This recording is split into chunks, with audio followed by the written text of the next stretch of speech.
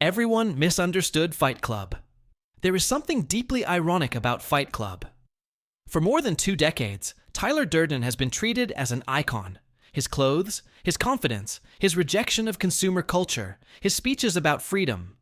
Even people who barely remember the movie remember Tyler, and that's exactly the problem. Because Fight Club didn't create Tyler Durden, so you could become him. It created Tyler Durden to show you why you would want to. And then it spent the rest of the movie showing you what happens when you actually do. Somewhere along the way, that second part got lost. People remembered the rebellion. They remembered the fights. They remembered the philosophy, but they forgot where all of it leads. And once you understand that, Fight Club becomes a completely different movie. Because Tyler Durden isn't the answer to the narrator's miserable life. He's another version of the exact same problem, and the movie tells us that almost from the beginning. The man with everything and nothing. Before Tyler Durden exists, we meet a man who seems to have done everything correctly. He has a job, an apartment, furniture, nice clothes, a predictable life. Everything society told him he was supposed to want. And he is completely miserable. The narrator doesn't even have a name. That's important. He isn't introduced as some extraordinary individual. He's almost anonymous. Another employee, another consumer, another person moving between airports, offices, and catalogs. His apartment isn't simply somewhere he lives. It's a collection of objects he believes describe who he is. The right table, the right sofa, the right plates. Buy enough things, and eventually, maybe, you'll become a complete person. Except he doesn't. Instead, his possessions become a substitute for identity. And Fight Club makes this intentionally pathetic. But here's where people often make their first mistake. The movie isn't simply saying, buying things is bad. That's too easy. The narrator's problem isn't that he owns a sofa. His problem is that he has outsourced the creation of his identity. He needs something outside himself to tell him who he is. At first, that thing is consumerism. Then, Tyler Durden appears, and the narrator makes exactly the same mistake again. Enter Tyler Durden. Tyler is everything the narrator isn't. The narrator is anxious. Tyler is confident. The narrator follows rules. Tyler laughs at them. The narrator worries about how other people see him. Tyler seems completely free from their judgment. The narrator collects furniture. Tyler appears to need almost nothing if the narrator represents the person society created. Tyler looks like the person who escaped it. Of course we like him. We're supposed to. That's one of the smartest things Fight Club does. If Tyler appeared immediately as a dangerous fanatic, the movie wouldn't work. We need to fall for him. Because the narrator falls for him too. Tyler looks like freedom. He sounds like freedom. And when he talks, he identifies real problems. People do define themselves through possessions. People do work jobs they hate. People do spend enormous parts of their lives chasing status they may never actually enjoy. Tyler understands the emptiness. That's what makes him dangerous. The most convincing bad ideas usually contain some truth. And Tyler gives the narrator something he desperately needs.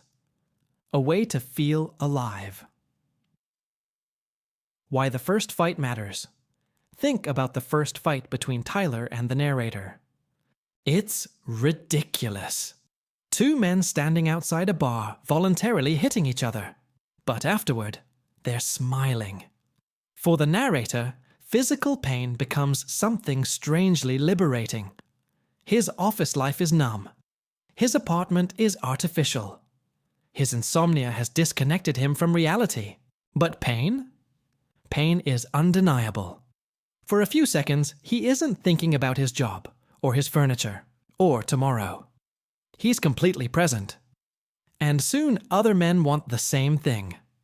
That's how Fight Club begins. Not because everyone suddenly loves violence, but because these men are searching for something they cannot find anywhere else. Connection, purpose, intensity. a feeling that their lives actually belong to them. And that's why Fight Club becomes so attractive. It isn't selling fighting, it's selling meaning. But meaning can become addictive too. The club grows at first. Fight Club feels almost pure. Men enter the basement as strangers. Outside, they may be waiters, office workers, or mechanics. Down there, those identities disappear. Your salary doesn't matter. Your furniture doesn't matter. Your status doesn't matter. For a few hours, everyone seems equal. And that's exactly why the idea spreads. The narrator finally belongs somewhere. He finally has a community. He finally has a secret. Something that separates his life from the boring world he hated. But pay attention to what happens next. A movement supposedly built around freedom begins creating rules. Lots of rules. A movement supposedly rejecting hierarchy begins forming one. And who stands at the top? Tyler. This is where Fight Club starts revealing its real argument. Escaping one system doesn't automatically make you free. Sometimes you simply replace it with another system. And that's exactly what the narrator does. Tyler becomes a product. This is where the movie becomes almost funny in retrospect. The Iwar narrator begins the story defining himself through products. Then he meets Tyler and rejects consumerism. But eventually, he starts defining himself through Tyler. Different object, same dependency. Before. What furniture should I own? After. What would Tyler do? Tyler becomes another brand. Another identity available for the narrator to consume. Except this brand wears a leather jacket and tells you that brands don't matter, and the contradiction only becomes bigger as the story continues. Tyler tells these men to reject society's expectations. Then he gives them new expectations. He tells them to reject conformity. Then they begin dressing alike. He tells them to become free individuals. Then he takes away their individuality. They shave their heads. They follow orders. They stop questioning. They become interchangeable. The revolution against conformity creates more conformity. And this isn't an accident. It's the point. Project Mayhem Fight Club eventually becomes Project Mayhem. And this is the moment Tyler's philosophy stops looking romantic. The basement community becomes an organization. The organization becomes a hierarchy. The hierarchy becomes obedience. Members don't need to understand the mission. They need to follow it. Think about how far we've traveled. The narrator began the movie trapped inside a system that told him, work, buy, consume, obey. Tyler promises to destroy that system. And then, Tyler creates another system that tells people, work, fight, obey. Don't ask questions. The language changed. The clothes changed. The aesthetic changed, but the structure remained. This is why Tyler isn't the opposite of the world the narrator hates. He's its reflection. Both systems offer identity in exchange for obedience. One sells you a lifestyle, the other sells you a revolution, but both tell you who you're supposed to be. Why Tyler is so easy to misunderstand. So why did Tyler become such an icon? Because Fight Club gives him all the best lines. It gives him confidence, style, charisma, Brad Pitt, and most importantly, it lets Tyler say things many viewers already feel. Your job doesn't define you. Your possessions don't define you.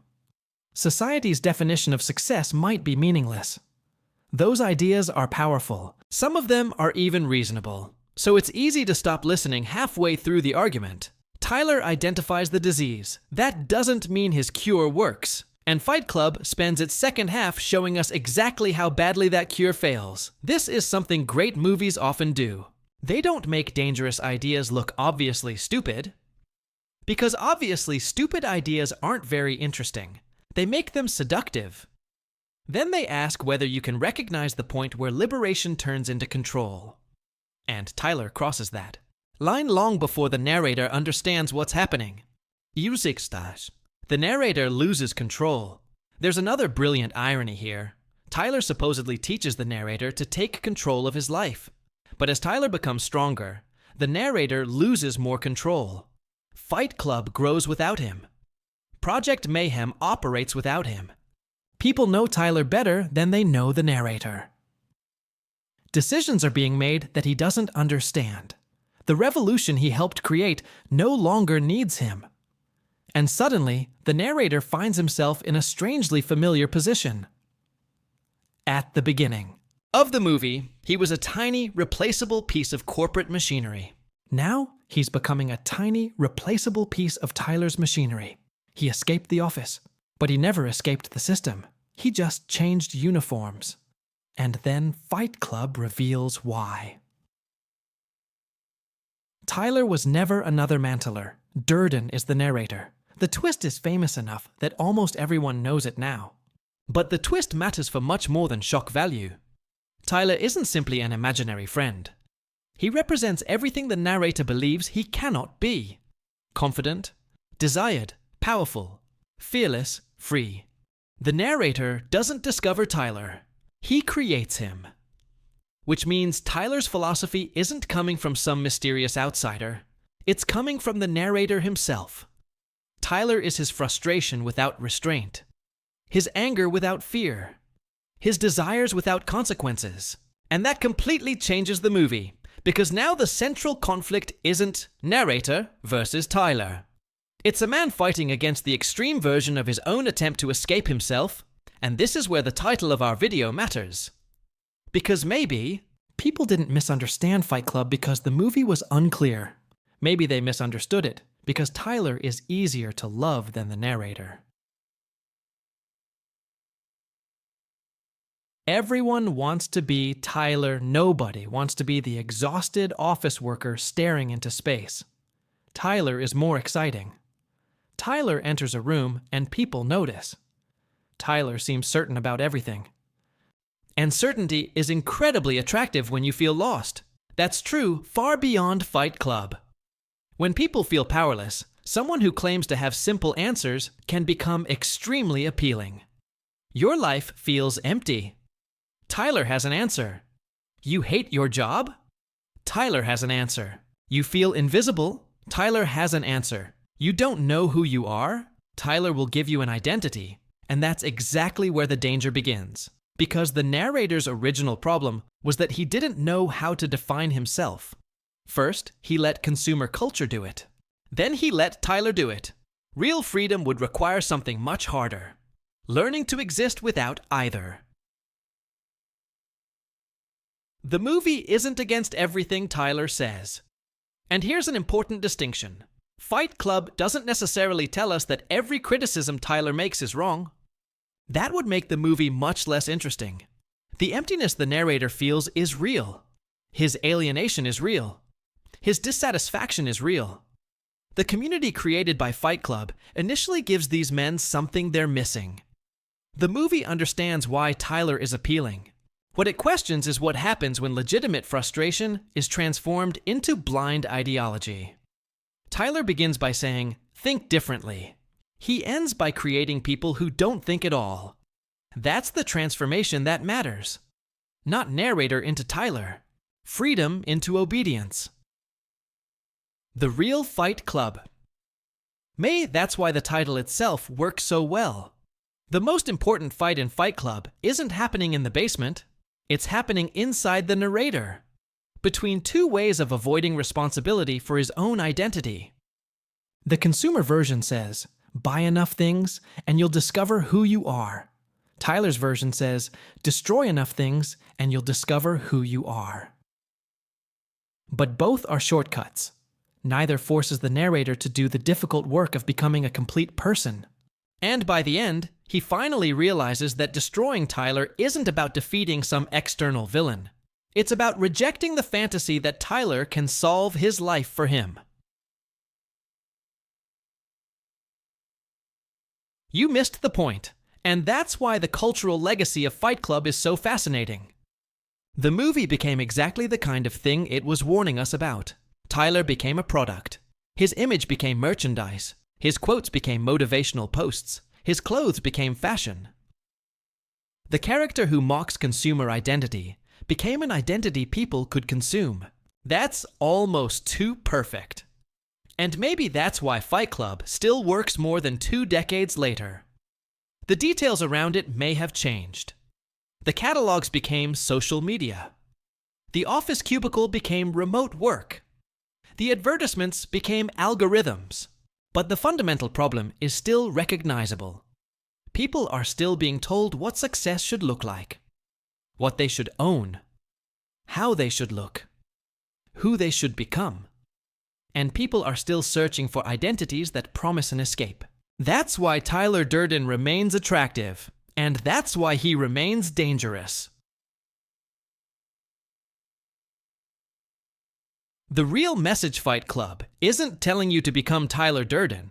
It isn't telling you to become the narrator from the beginning either. It's showing what happens when someone who has no stable sense of himself keeps looking for something else to define him. First possessions, then violence, then ideology, then Tyler. Each one promises freedom. Each one becomes another cage.